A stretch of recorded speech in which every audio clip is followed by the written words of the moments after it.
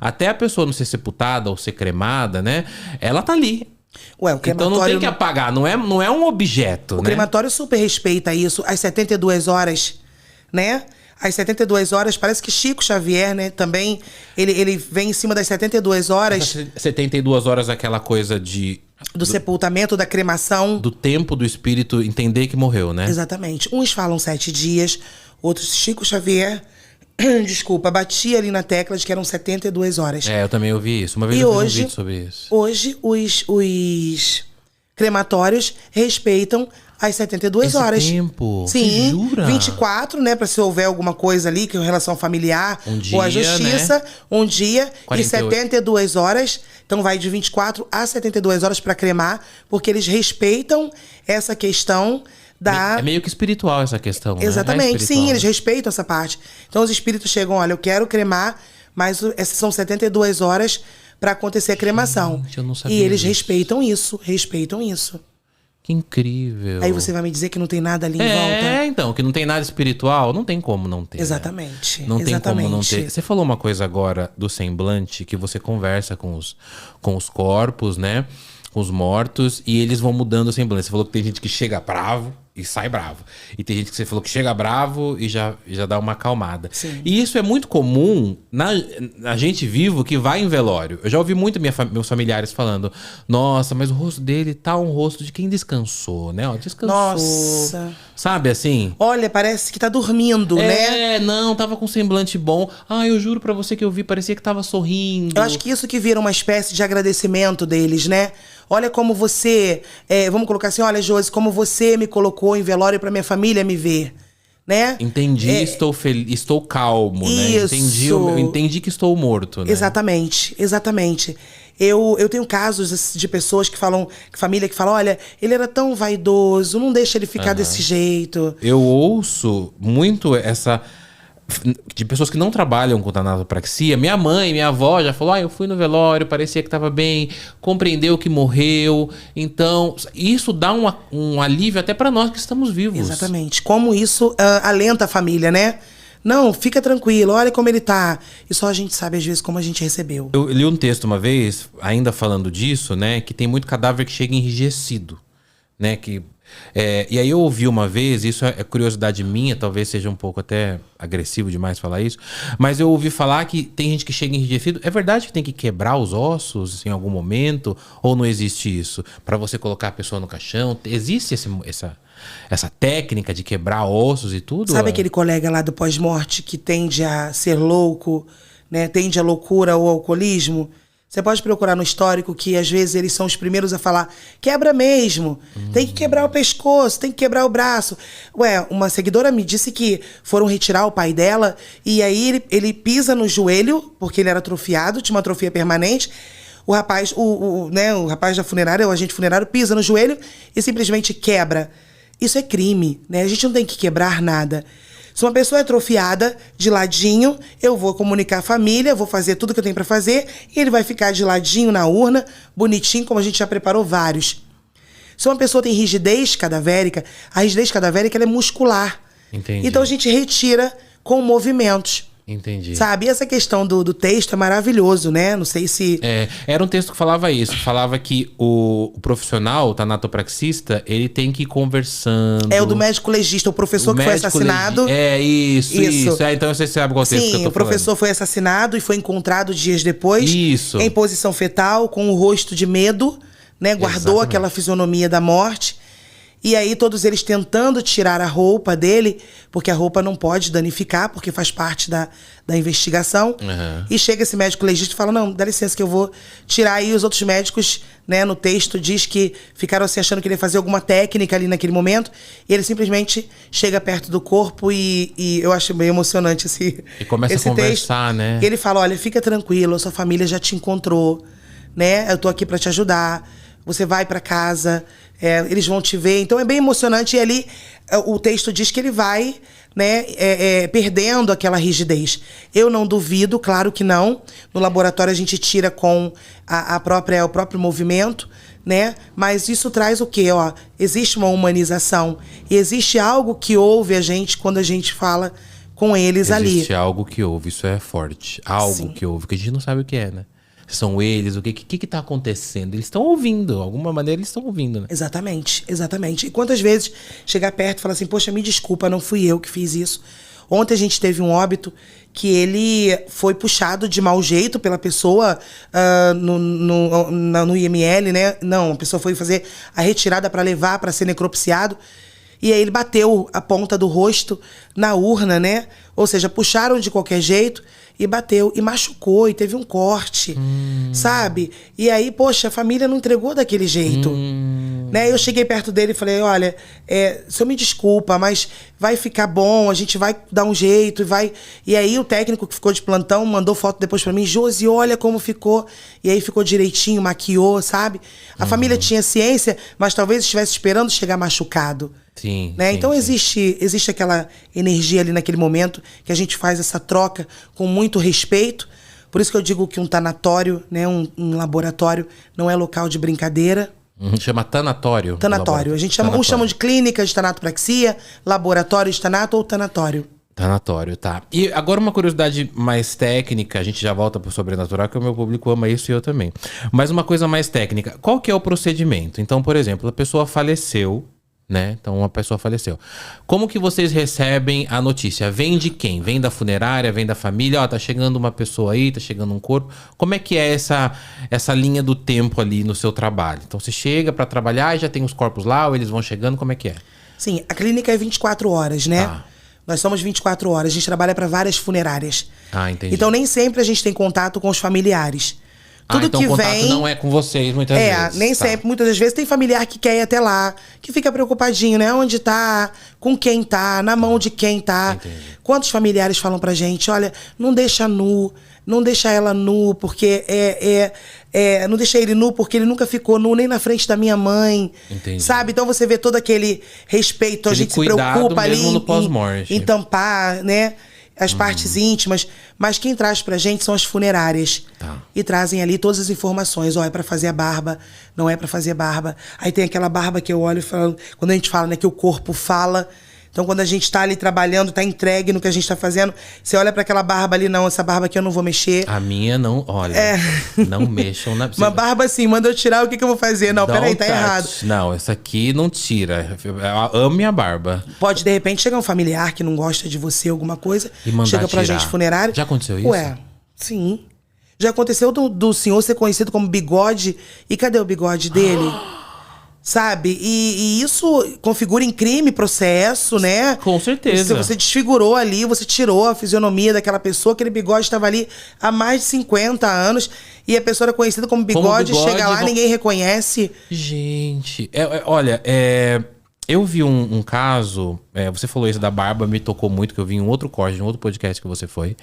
Porque assim, eu sempre usei barba. Se me tirar minha barba, assim, eu vou assombrar a pessoa pra sempre. Exatamente. Eu vou assombrar você. Tudo que eu não quero é Arrancar minha assombração barba, na minha vida. Pelo amor... Não arranque. Mas é uma falta de respeito, porque quem escolhe como quer ficar, no meu pensar, é a pessoa. Sou eu que escolho o que eu quero barba. Você escolhe a sua cor de cabelo, você escolhe a sua cor de batom, o seu brinco. Sim. Então, nada mais justo, no meu ver, quando a pessoa falecer, ela ficar manter... Então, alguém familiar vem falar, ó, o Daniel gostava de barba, não tira, gostava de cabelo assim, não... Entendeu? Mas já aconteceu, por exemplo, da família chegar e falar, não, pode tirar isso aí que eu não quero, sempre achei feio. É doído, mas acontece, né? Foi o caso que eu já comentei sobre isso, mas vale falar, né, da moça que era transgênero, Eu se é vi assim esse que caso, fala, da né? transexual Isso, que transexual. chegou, E a família simplesmente mandou um terno e uma gravata. E aí ela tava debilitada, ela estava internada, a barbinha deve ter crescido, né? E eles ainda mandaram fazer um cavanhaque. Isso saiu na mídia, isso foi, nossa, motivo de revolta. Não deixaram Acho que era tirar... Lana o nome dela, se não me engano. Não, mandaram fazer um cavanhaque nela e mandaram a roupa, o terno e a gravata. Isso causou uma comoção, porque era uma mulher, né? Se vestia de mulher, gostava sentia vontade daquela forma. Você imagina Eu vou mais além. Imagina esse espírito. Que paz que tem.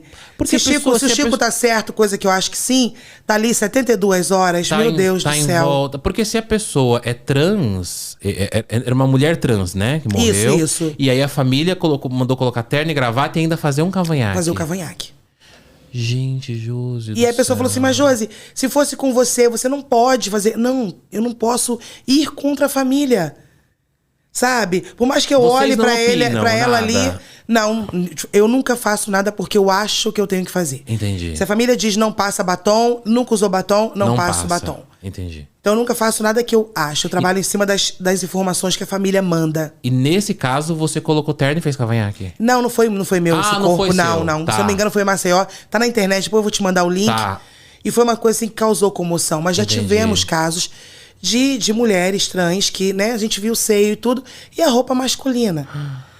E aí a família que pede, né? E eu não posso nem falar nada, né? Porque a família vai vir falar pra mim, por que você tá se metendo nisso? Olha que coisa difícil. É muito difícil. Né? E os amigos que chegavam, que nesse velório, desse caso que foi notório, que foi pra mídia, todo mundo estranhou muito. Cadê ela? Tá de cavanhaque, ela é uma mulher, né? Considerada uma mulher, gostava de se sentir assim. Não, então, ela é, né? É uma mulher, né? E aí a família simplesmente... E só tinha um pai e um irmão. A reportagem diz, só tinha o pai e o irmão totalmente responsáveis pelo corpo. Totalmente. Quando é morte acidental, violenta ou suspeita, o corpo é do Estado. Fora isso, é da família. Entendi. Então, quando eles viram, quando os amigos viram dentro da urna, nossa... Eu imagino, fora a comoção, deve provavelmente ter tido uma revolta. Eu fiz há pouco tempo de um rapaz, né? Foi com a calça jeans bonitinho, a blusa da Joelma, do Calypso, batonzinho, blush, mas você precisava ver a fisionomia que ele saiu de dentro do laboratório. Parece aquela coisa assim, muito obrigada. Que bom. Sabe, pra eu não criar gatilho, pra eles não virem comigo, eu falo, vai com Deus, sua família tá te esperando, termina aqui o meu trabalho, agora segue pra sua última morada. Que bom. Assim vai.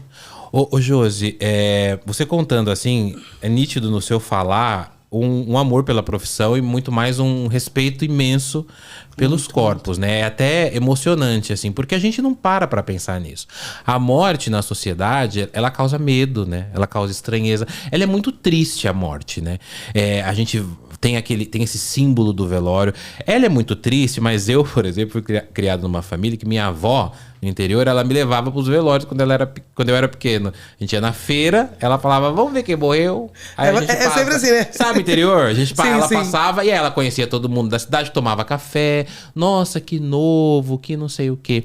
E eu me lembro de um caso lá em Avaré, no interior de São Paulo, inclusive tô indo pra lá, minha avó é viva ainda, que ela me levou num velório do moço, e o moço tinha 28 anos, um moço bonito, de barba, só que ele brigou, teve uma briga, e ele levou uma facada no pescoço, e quase decepou a cabeça, né?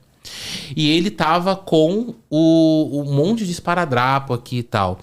E aí eu via um sanguinho aparecendo. É comum isso, de pessoas serem sepultadas hoje em dia, né? Porque faz tempo isso. Mas ainda é comum isso de pessoas serem sepultadas com curativos, com grandes coisas? Ou não? O caixão já é lacrado nesses casos?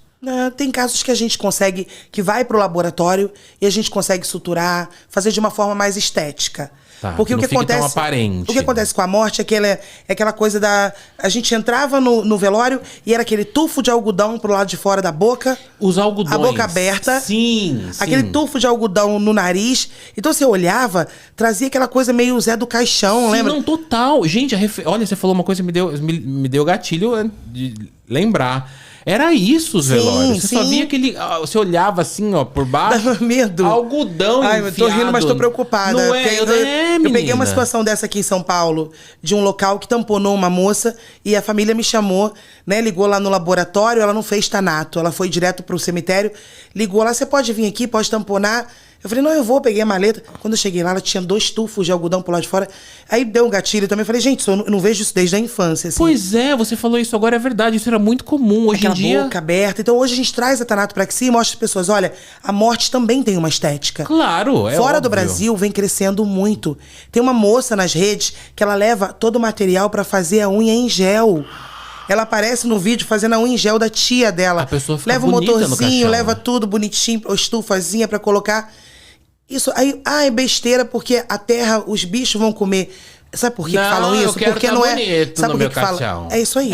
Eu quero estar bonito. Você não quer, fica feio lá. Falam isso porque não é a família deles, né? Mas que besteira, pra que eu quero isso? Meu padrasto falava assim, quando eu morrer, me joga no Rio Guandu. Minha mãe fala isso. O Rio famoso no Rio de Janeiro. Minha mãe fala isso, me joga em qualquer buraco. Mas não pode, a gente tá contaminando tudo, a gente não pode fazer isso. Eu fico chocado com Jogou no Rio, vai responder por crime ambiental. Com certeza. Joga em qualquer buraco. Não é assim, meu amor. Não é. Se fosse assim, tava bom, porque aí não precisava pagar o túmulo. Mas não é assim. Ainda já era um dinheiro que economizava. Pelo amor de Deus. A pessoa ainda é mal agradecida depois da morte. Não é bem assim que funciona. Tem família que presta, que quer tudo ali bonitinho. Olha a unha, ó a calcinha, o sutiã. Sim, sabe? Aí vai o colega lá, vira pra família, toma aqui a calcinha, o sutiã dela, porque a gente não veste. Aí a pessoa, tem uma seguidora minha, que se eu pudesse desenterrar essa mulher, fazer algo pra exumar essa mulher... Peraí, a sua seguidora morreu? Não, a mãe dela. Tá. Se eu pudesse fazer algo pela mãe dela, porque ela simplesmente falou, Josi, eu não tenho paz. A minha paz acabou, porque o agente funerário devolveu. O sutiã é a calcinha da minha mãe. Minha mãe foi enterrada sem calcinha e sem sutiã. A minha mãe nunca ficou sem calcinha usar. E sem sutiã. E a pessoa acaba com a memória de uma família. Essa pessoa vai ter uma depressão, alguma coisa parecida, porque acabou a memória, Daniel. O que você vai guardar? Sabe? Pois é, o velório ali é o último momento. Já é triste olhar a pessoa no caixão. Mas que esteja no caixão, que ela esteja bem cuidada, bem aparente, como a gente é acostumado a ver, com o caixão, com as flores e tudo mais. Agora, uma pessoa tá no caixão, a família sabe a simbologia. Essa filha sabia que ela não usava, ela nunca deixou de usar calcinha e sutiã. E o cara vem e devolve, toma aqui, ó, a gente não veste. Não, mas como assim não veste? Sabe, como assim não veste? Como eu não vou vestir uma pessoa? Já teve casos eu falo que isso aí é uma coisa sobrenatural para algumas coisas. Do nada, o fundo da urna abrir e cair lá. E o rapaz conta, né, que o fundo da urna da mãe dele abriu. Ela caiu nua no chão. Sabe? Então, ele mandou a roupa dela. Não ia abrir. Por que não vestiram, não ia né? abrir a urna, né? Ele só viu o rostinho pelo visor. Então colocaram flores e não vestiram a roupa dela. E o fundo da urna solta e ela cai nua no chão. E ele falou claramente, eu nunca mais vou esquecer essa cena. Gente, já é um trauma pela morte da pessoa. Você já tá lá morrendo de chorar, de tristeza, porque você tá vendo sua mãe sendo levada. Minha mãe é viva, meus pais são vivos. Mas eu não sei como é essa dor, mas eu imagino que seja a pior dor do mundo. E ainda no meio do velório me cai ela e ele vê... Claro, o cara tem trauma pra vida inteira, né? Exatamente. O cara não vive uma vida mais. Exatamente. Ficou esse trauma, né? Porque ele falou... Eu falei, nossa, parece uma coisa assim sobrenatural, né? Não, eu vou abrir, vou mostrar... Tudo bem, a funerária vai fechar ou vai pagar uma indenização, mas mostrou ali pra ele, né? É chato, é desagradável, mas algo aconteceu ali que se desprendeu aquele fundo e ele viu ali como eles tinham feito com a mãe dele e ele tava, nossa, ele moveu o processo e ainda alertou as pessoas. Tem que processar e foi por alerta, né? Qual a palavra, meu Deus? Serviu de alerta. Virou como uma quase... Eu sempre falo que quando umas grandes tragédias acontecem, aquilo vira uma missão pra você. Exatamente. Né? Porque agora ele falou, não aconteceu isso comigo, mas não vai acontecer mais com ninguém. Pós-morte, a gente tem aí, né? Pode comentar se você quiser depois. O professor que vai pra internet falar de necrofilia, dizendo que tá dando aula, mas parece uma instrução. Teve um caso agora, né? Então, serviu pra quê? Para as pessoas se atentarem. E pra eu falar pra todo mundo, pra quem tá em casa, pra quem não conhece o crime, daqui a pouco você pode entrar mais a fundo se quiser. Não, vamos entrar já, porque... Isso acontece com a Dona Maria da Pipoca, Isso acontece muito, Josi, questão de necrofilia? Muito. Quando eu falo Dona Maria da Pipoca, com a moça que vende o cachorro-quente, com a que trabalha na farmácia. Então não é só isso surgiu agora por conta de ser uma pessoa conhecida. Mas tem muita família sofrendo com isso. Existem cemitérios que isso está sendo periódico, sabe? Casos de necrofilia? Corpos sendo retirados, exatamente. Corpos sendo retirados da sepultura. Sim. E deixados no chão, nu, em posição. Desenterra, abusa e deixa. Do lado de fora. Você não tem noção do que tá acontecendo aí fora. Josi, essa questão de necrofilia, ela é um assunto tão pesado, né? Que às vezes a gente faz, né, amiga, aqui, podcast junto. A gente entra nesse assunto e a gente já para. Porque a gente não... É uma coisa que parece que a gente não quer falar, né? Isso. Porque é tão absurdo imaginar que uma pessoa tem prazer, tem fetiche, prazer sexual em um cadáver, né? Não sei o que passa na cabeça de uma pessoa para ela sentir um desejo sexual num cadáver. Aí você, que é uma profissional da área, tanatopraxista, vem aqui e me fala que é comum, explode a minha cabeça, mas de raiva, eu não sei o que fazer. Isso. Pior que nem E fala. aí, não, mas aí, o que eu já ouvi, e aí você me confirma se isso é real. O que eu já ouvi falar é que parece que tem pessoas que trabalham ali, geralmente homens, né? Não sei se tem caso de mulher, deve ter também. Mas homens que são o profissional ali que vai cuidar dos corpos, que pedem, falam, ó, deixa eu ficar aí. E aí ele faz uma varredura ali, vê se tem um corpo assim assado, que ele se sinta com prazer sexual, e ele vai lá e abusa desse corpo. E propicia e outros propiciam que isso aconteça, né? E tipo, uma pessoa vai lá e libera. Não, vai lá, Olha, eu tenho isso aqui hoje, sabe? É tanto... Nossa, foi descoberto há pouco tempo, né? Foi desvencilhado uma quadrilha aí. Foi desvencilhado uma quadrilha com relação a esse crime, né? A necrofilia. Então, antes a gente, quando fala em necrofilia, a gente pensa em hospital, né? Por isso que eu fiquei chocado, porque você falou que vai além disso. Vai muito além. Desenterra. Vai muito além, vai muito além. Sabe? Retira da sepultura. Então não é só nessas instituições que isso acontece. Existem muitos casos de moças que foi retirado, o ex-namorado retirou, foi com mais alguém lá e abusou. Tem um caso que não vai longe, um rapaz me entra no cemitério, retira uma senhora. Você tinha que ver a filha dela falando, a dor que a filha estava sentindo em falar daquilo e a vergonha. Uma senhora que faleceu de CA, faleceu de câncer, ela tinha 7 dias de sepultada. O camarada simplesmente está num bar bebendo, os colegas começam a incitar, né, a instigar. É aquilo que a gente fala entre a diferença da aula e da instrução, né? Uma coisa é você falar sobre, outra coisa é você instruir como se faz. Sim. Como aconteceu com esse camarada, ele diz que não. Com esse vídeo que viralizou, né? Com esse vídeo que viralizou. E aí ele diz que a gente não tem cérebro porque a gente se doeu. Não, a gente se doeu porque a gente tem família. A gente se doeu porque a gente tem amores da nossa vida. E a gente respeita o amor da vida de alguém. É por isso que a gente se dói, né? Se ele não tem, se ele acha que isso parte de partido político, não tem nada a ver. Gente. Um cadáver em um morgue, você não vai chegar pra ele e falar, vem cá, qual é o seu partido? Você é de direita ou de esquerda? E aí, qual partido da sua família? Pelo amor de Deus, usar isso como desculpa não vai, né? Não rola. Desculpa, dou uma alterada, porque isso me irrita de uma tal forma. Só para as pessoas que não estão sabendo, que a gente até comentou nesse vídeo, né, Josi, antes, porque viralizou um vídeo na internet de um homem falando isso, né? Ele fala ali de, se você tá trabalhando no necrotério, e aí chega uma menina tipo paniquete. Gostosa pra caramba. Gostosa. Primeiro, como que alguém vê alguém gostosa? Exatamente, a forma que fala, né? E aí depois ele fala, coloca um travesseiro ali, a pena é pequena, é alguma coisa nesse sentido. Parece que depois ele veio pra internet e falou que não, que aquilo era uma aula, que ele tava dando um exemplo de... vilipêndio, né? Isso, que é um crime de cadáver e tal. Só que isso chocou geral. E aí, isso, igual você falou, alerta pra casos que realmente que existem muitos casos disso. Exatamente. E aí você me fala desse cara, aí você não terminou de contar, eu fiquei curioso. O cara tava no bar, o pessoal começou a meio que desafiar ele na bebedeira. Isso. Vamos lá, você vai. Ele contou é um caso, isso, tá, né? Gente? Não é o caso do vídeo, não. Isso, Ele contou naturalmente pra uma repórter isso, né? E ele falou, não, meus amigos duvidaram de mim, eu fui lá e fiz. Ele contou pra repórter? Aí você fez o quê? Eu beijei ela, eu fiz isso, eu falei... Eu olhando, Daniel, assim, parece que meu mundo cai, sabe?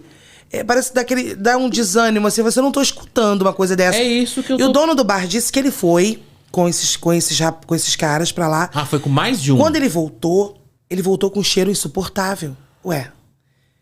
Ele manteve relação, né? Ai, Josi, eu não sei o que pensa. Com uma pessoa que tinha 7 dias, já estava em estado de putrefação. Nós sabemos que é bom alertar para todo mundo saber, né?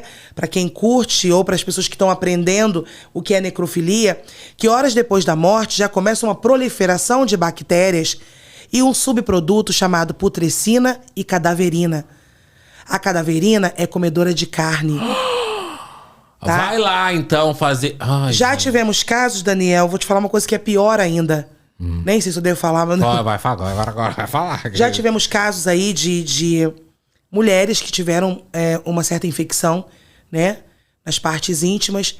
E aí começa uma ferida que começa a tomar conta. E na anamnese, e tenta um remédio, tenta outro. Na anamnese, descobrem que o marido trabalha no ramo do pós-morte e que tinha relação sexual com cadáveres, que praticava necrofilia e levou a cadaverina para a esposa. E é uma mina, né? A gente chama ela de bactéria para ficar bem prático, comedora de carne, cancerígena, aonde ela aloja, ela faz totalmente a destruição daquele órgão. E um camarada desse está exposto a isso, e mesmo assim ele está lá fazendo essa atrocidade, um crime hediondo, uma monstruosidade contra uma pessoa que não pode se defender. Ou seja, o cara trabalha como tanato, faz sexo com o cadáver e ainda vai lá e faz sexo com a esposa viva dele e leva a doença pra ela. Exatamente.